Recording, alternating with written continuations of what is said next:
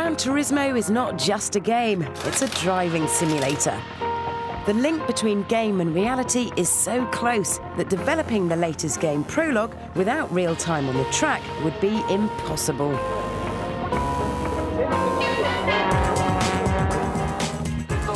Kazunori is passionate about cars, and being behind the wheel of a fast car on an open track beats everything.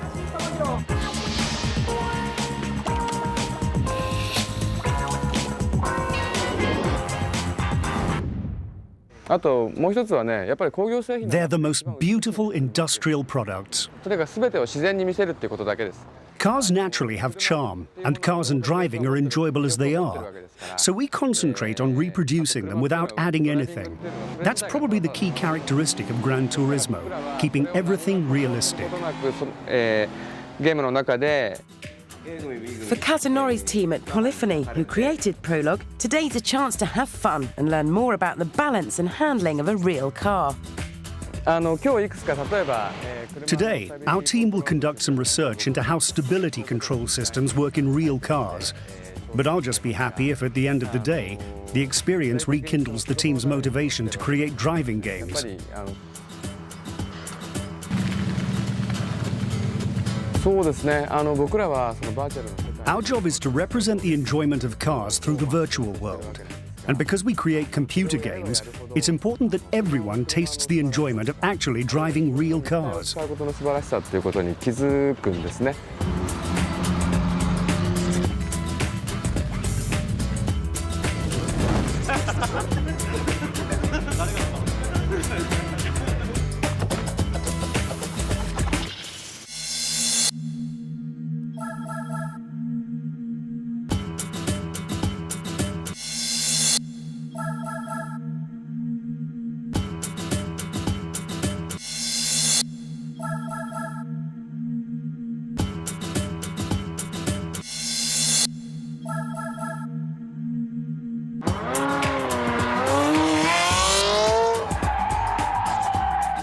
For everyone today, these driving tests, just like in the game Prologue, are really important in learning about the pure physics of a car and how to control it when you're driving on the edge.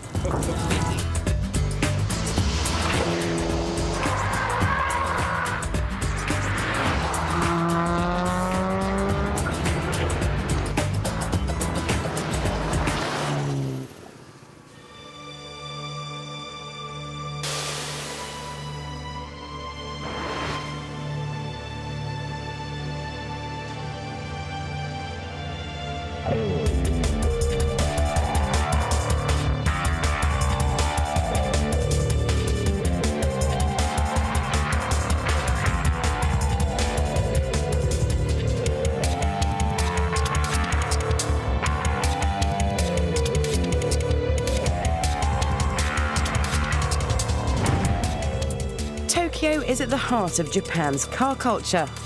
Wander through back streets downtown and you'll find tuning shops turning out mega-powered machines which are raved and drooled over by petrol heads and power junkies the world over.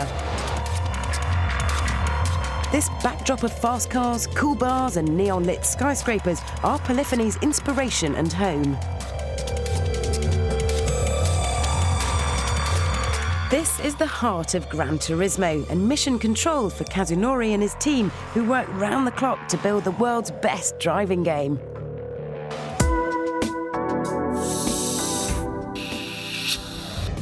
The philosophy for creating Gran Turismo was simply to create a game for myself that suited me. I had no idea it would be such a success. I just hoped there'd be others in the world who liked the game too.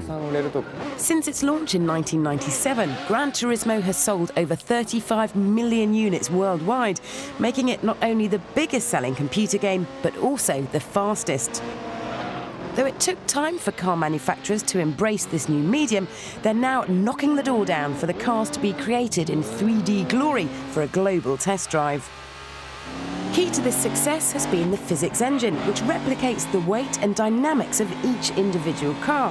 And for Gran Turismo Prologue, it's now even better.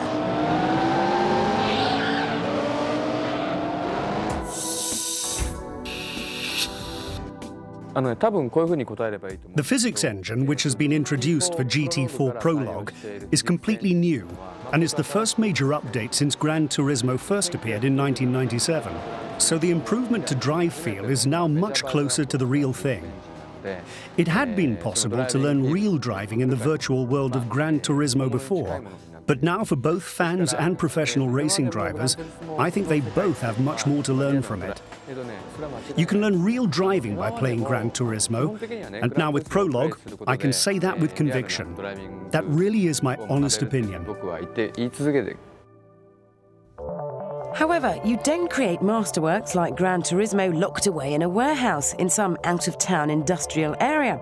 You've got to suck up the surrounding culture and outside influences, hang out with car people and talk turbo boost and downforce.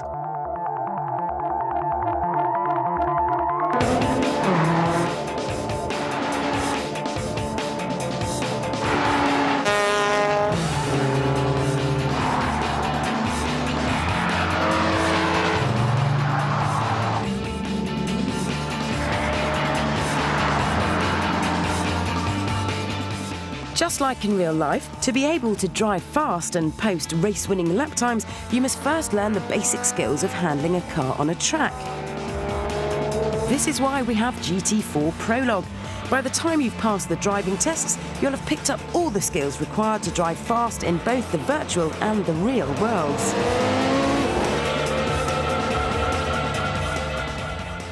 You'll have learnt the importance of being smooth with the car, picking the right line through the corners, and you'll automatically know how to prevent a slide turning into a crash.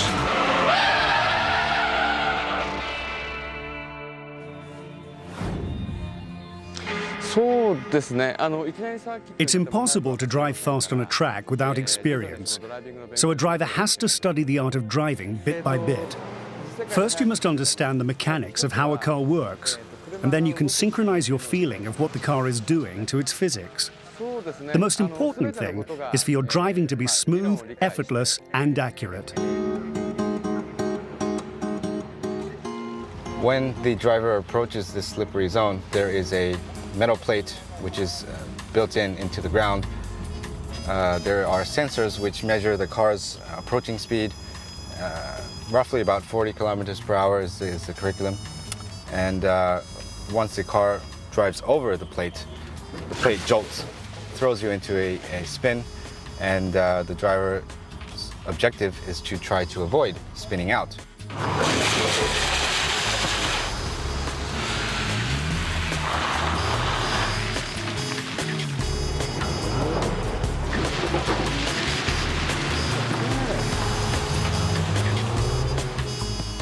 On the public road, a skid is often the beginning of an accident and something to avoid. Whereas on a racetrack, whether you're a novice making mistakes or an expert driving on the limit, skids and slides are all part of it. The important thing is to learn how to deal with a skid, whether it's the rear of the car sliding in oversteer or the front of the car losing grip and understeering. And the best way to learn this is on a skid pan, where there's plenty of space for mistakes.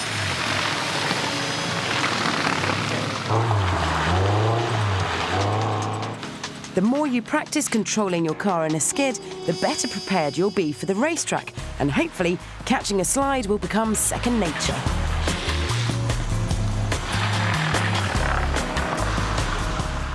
At first, you'll do lots of spinning, but once you've mastered the technique, being able to slide a car under perfect control is more than a useful skill. It's one of the best feelings ever. And it looks pretty good too. Nothing looks cooler than a world-class rally driver drifting through a corner in perfect control. It's like motorized ballet.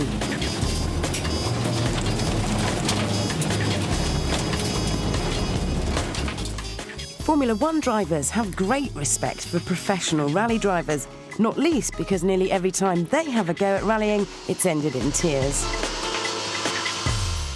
So if the world's top track drivers struggle to master rallying, then perhaps it's best to first master the more stable world of circuit driving.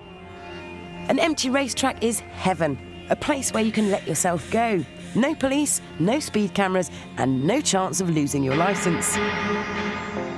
To To be quick around a track, which you'll have to be to win a race, you need to learn the basics. At first, you won't believe how much space you've got until you get it all wrong and find yourself running out of room and heading for the tyre wall.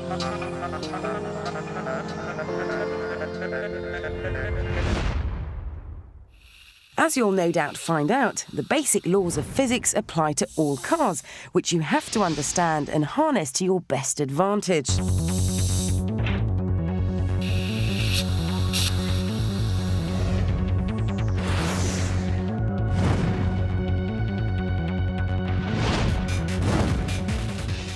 The 125 bhp Volkswagen Lupo GTI is cute and front-engined.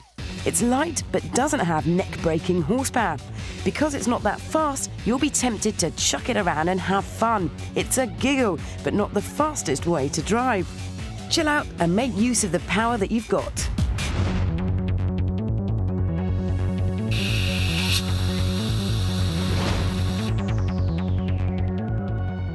The Mercedes SL has a stomping 493 bhp right in front of your nose, and at almost 2 tons, it's almost twice the weight of the Lupo.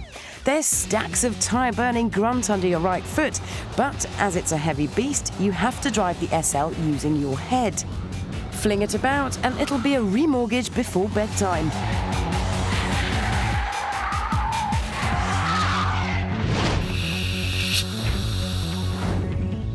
The Lotus Elise only has 118 bhp, which doesn't sound like enough power for a trip down to the shops, but then it weighs just 725 kilograms, about the same as a shopping trolley. It's mid-engined, which gives it excellent balance and fantastic steering, but it's short, which makes it easy to spin, so if you do get into trouble, you'll need lightning reactions to pull it back.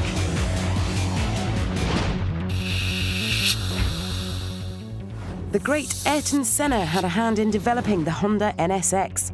Honed from aluminium for low weight and powered by a 3.2-litre V6 with 276 bhp mounted behind your head, the NSX revs all the way to 9,000 RPM and sounds fantastic.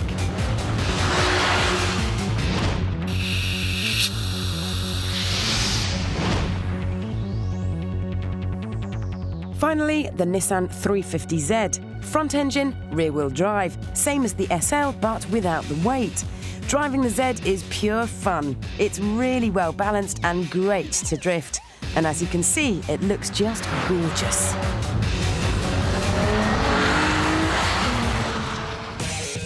When you first go on a racetrack, you'll only be thinking about driving fast and wowing your mates with a quick lap time. Typically, you'll be driving like this, with big swings of the steering wheel and frantic movements trying to keep it all together in the belief that you're laying down a fast lap. Big mistake. Just concentrate on driving smoothly and you'll start improving your lap time without even realising it.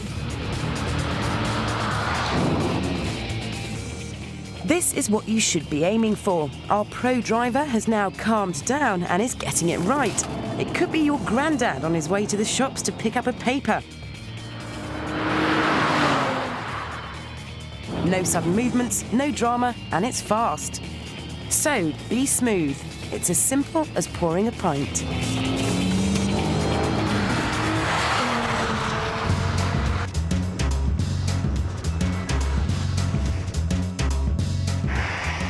Now we've mastered the art of being smooth, we need to understand the racing line. This line is the fastest route around a circuit. When a racing driver talks about learning a circuit, he means that he's working out where the natural line runs.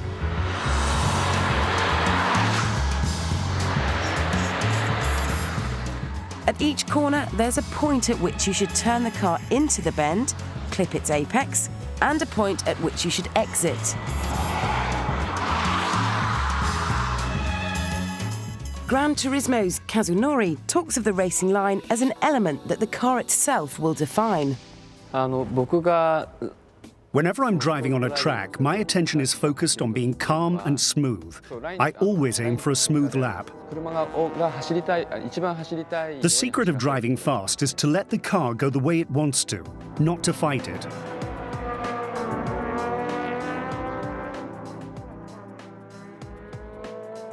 The racing line isn't necessarily the most geometrically efficient line. Rather, it's the line which the car traces when you let it lead you. Lines will be decided naturally if you follow the car's lead.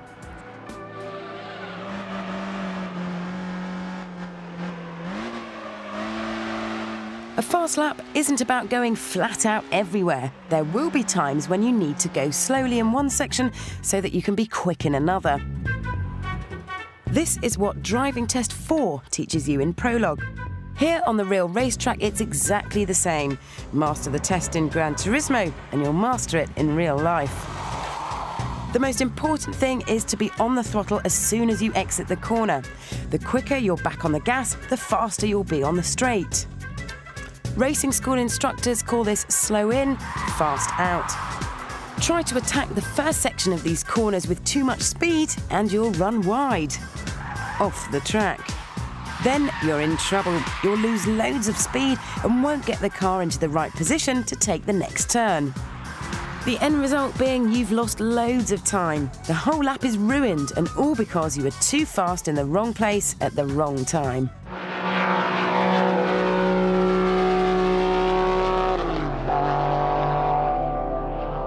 When you start driving on a track, even if you've been driving on the road for years, you don't really understand the forces that build up in a car when it's travelling at racing speeds.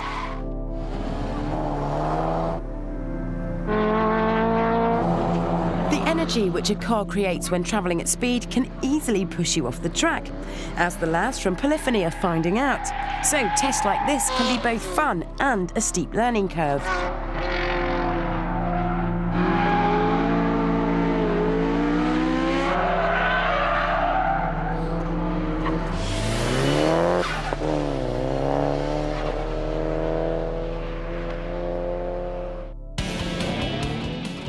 Once you've understood these forces, they can be made to work in your favour, and that's just what the slalom test is all about.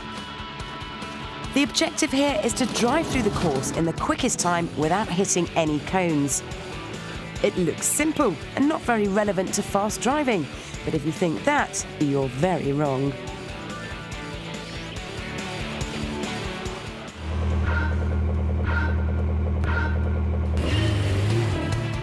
The trick is to let the car flow and establish a rhythm. As you can see, to do this, the driver lifts off the throttle as he rounds the cones. Then he's back on the throttle to the next row of cones. Lifting the throttle pitches the car's weight forward and helps the turn. From the outside, the car's movement should have all the grace of a champion slalom skier.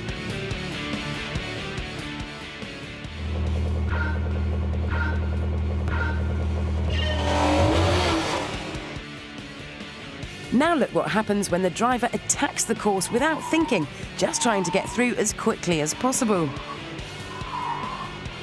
The car gets out of shape and he's lost his rhythm. But, worst of all, it's taken him 50% longer to complete the course.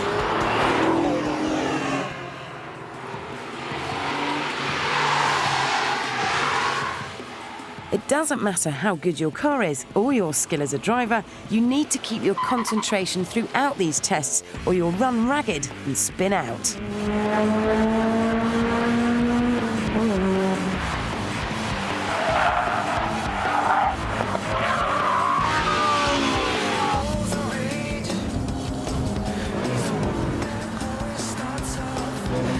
Even Kazunori in the awesome Mitsubishi Evo 8 with permanent four-wheel drive finds a slalom can catch him out.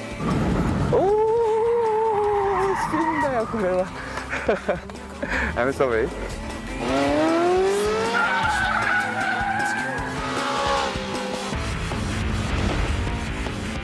This is really like a dream. I'm getting to drive the cars that I read about in magazines, the ones that I can't afford personally, but then here I am actually in the driver's seat and being able to take it out and really extract the full performance out of these vehicles that you really can't do out in the public without being fined huge amounts of money and having your license taken away. One of the things that I learned how to do was in a car that's going 200 kilometers per hour, it was quite thrilling to be able to brake from that down to zero to stop was a real educational experience.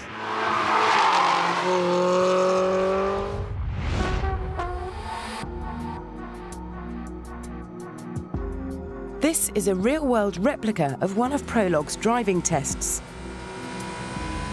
It doesn't sound logical, but in order to go fast, you have to master braking. This test teaches you how to brake hard, smoothly, and with precision.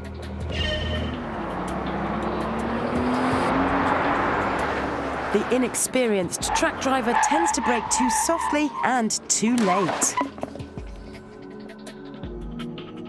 Just imagine that while your car is knocking down the cones, you're trying to turn into a corner.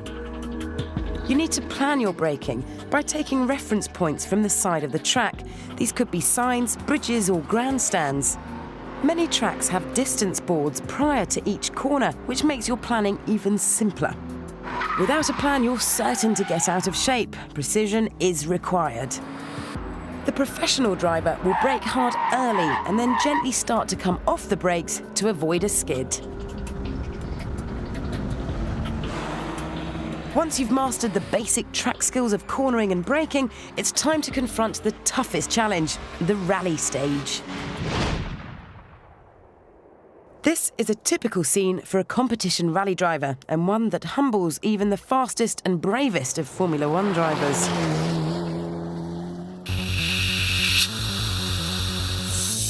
Weighing in at just over 1,000 kilos, this is a Group N Mitsubishi Evo 7.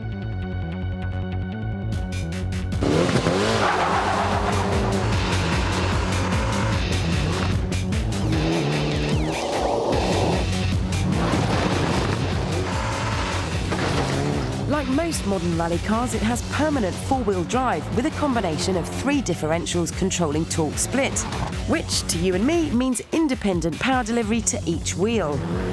Powered by a 2-litre turbocharged engine, it develops up to 300 bhp, is geared to 140 miles an hour, and should propel you to 60 around a Welsh valley such as this in just 5 seconds.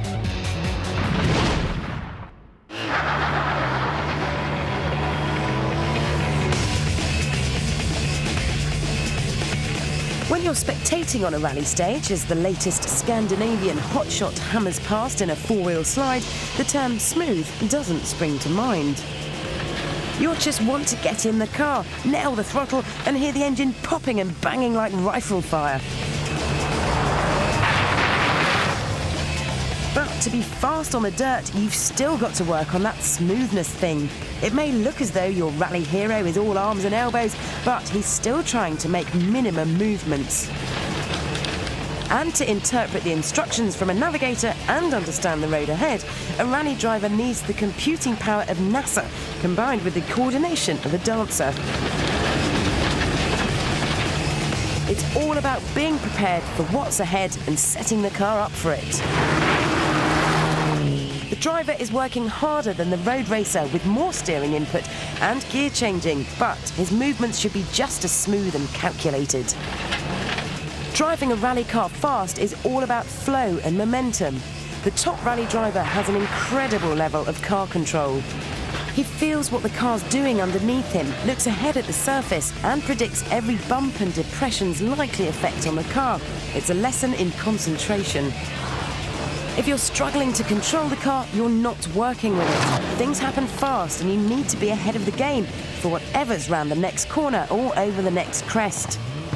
A mistake on a racetrack costs just fractions to your lap time. Even a big trip across the grass or a gravel trap might not be the end of your race.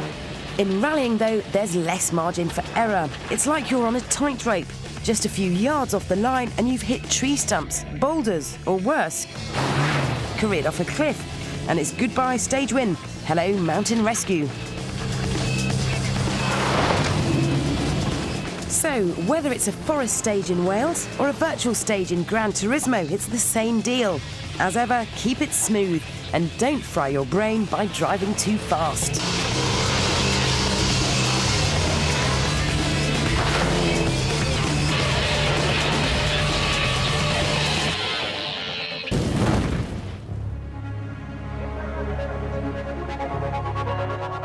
I bought my race car because of GT.